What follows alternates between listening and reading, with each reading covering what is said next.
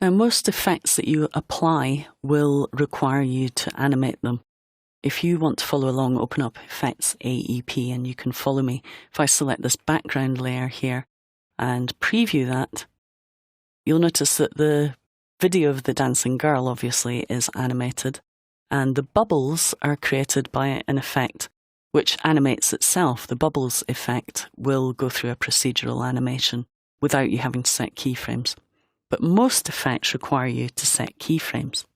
So in this lesson, I'm going to show you how we created the animated stripes in the background by animating properties in the Fractal Noise plugin.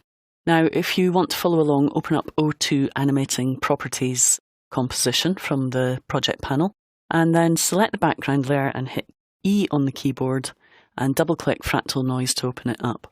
Now, at the moment, what I've done is I've just adjusted some of the properties, and if you want to see which properties I've adjusted, select the background layer, double hit the U key, and you'll see that I've adjusted the fractal type to max, the noise type to block, contrast and brightness. So those are the only 4 things that I've actually changed for this effect in order to get these stripes. So now we want to animate them. Now, everything that you see with the stopwatch in the Effect Control panel is animatable over time. So we can animate contrast, brightness, complexity, and evolution is the most interesting one. You'll notice if I scrub the evolution value, it kind of just changes the noise over time and we get this kind of random kind of flickering effect. So we're going to first of all start by animating evolution. So we'll click on the stopwatch in the Effect Control panel to tell After Effects we want to start animating evolution. Now, obviously, we need to move to a new point in time. So we move the time marker to the end, and then we can just make a change to the property in order to create our new keyframe. Now, if you want to check a keyframe's actually been created, with the background layer selected, hit U on the keyboard and you'll see my first keyframe at 0. Now, I think we're just going to put 1 revolution of evolution in. So type 1 into the revolution field, and we should now see that noise animating over time. So that's just one property we've animated to create this kind of animated noise. So that's just one effect. We could also animate maybe Colorama. If I close up Fractal Noise and open up Colorama, we can actually animate between the current colour and another colour. So we could click to set a keyframe for our blue colour. And then maybe what a good idea would be to do is to move to the end and set an identical keyframe and then make it go orange in between.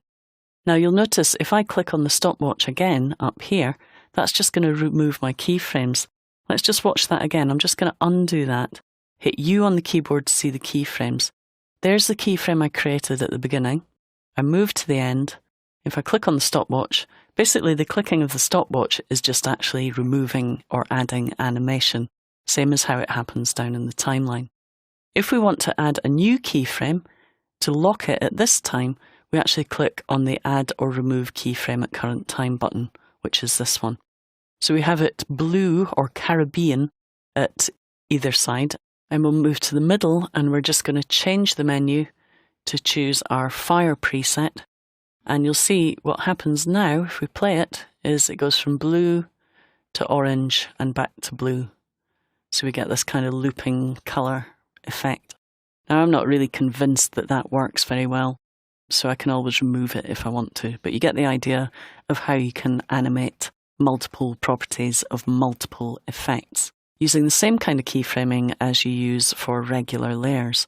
So if I wanted to hold it on orange for a little bit longer, I can right click on here and choose Easy Ease, and then of course go into my graph editor and make adjustments so that it holds on orange for a little longer. Okay, so exactly the same, using exactly the same principles as we used with keyframing the transform properties. You animate effect properties in exactly the same way. Now, it's pretty mind-blowing when you consider that every effect in that menu has several properties. So the idea of keyframing multiple properties can really blow your mind. I always say to people, if you imagine all the effects that you can apply and imagine being able to animate all those properties over time, then you have a massive expanse of possibilities creatively in After Effects.